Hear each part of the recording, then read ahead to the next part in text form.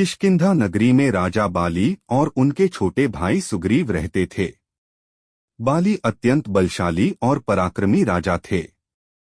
उनके बल और वीरता की चर्चा चारों ओर होती थी। दोनों भाइयों में घनिष्ठ मित्रता और स्नेह था।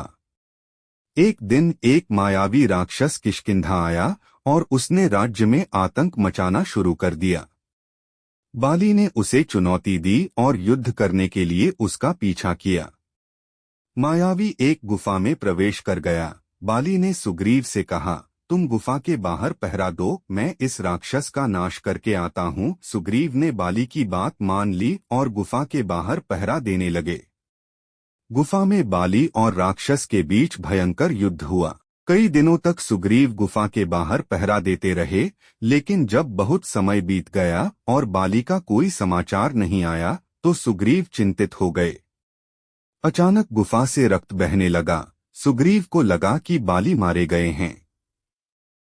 वे अत्यंत दुखी हुए और गुफा के प्रवेश द्वार को एक बड़े पत्थर से बंद करके किष्किंधा लौट आए।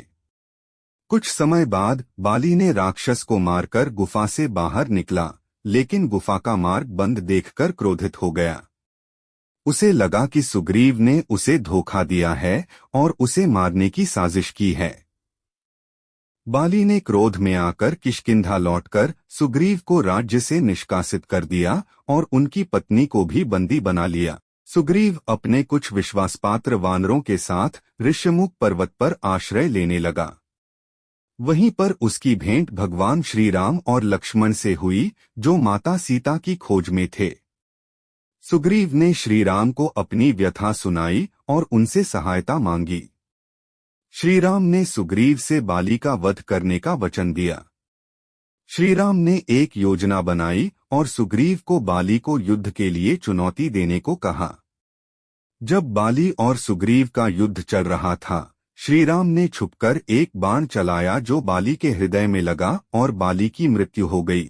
मरते समय बाली ने श्री राम से पूछा, हे राम, आपने छुपकर मुझ पर बाण क्यों चलाया? श्री राम ने उत्तर दिया, तुम्हारा अनुचित आचरण और अपने ही भाई पर अत्याचार करने के कारण तुमने धर्म का उल्लंघन किया था।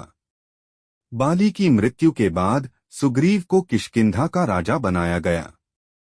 उसने श्रीराम को अपनी सहायता का वचन दिया और बाद में वानर सेना को श्रीराम की सेवा में भेजा।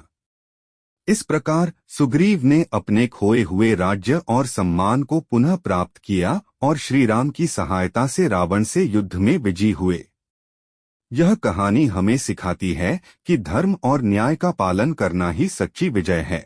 किसी भी प्रकार का अन्याय, चाहे वह कितना भी शक्तिशाली क्यों न हो, अंततः पराजित होता है।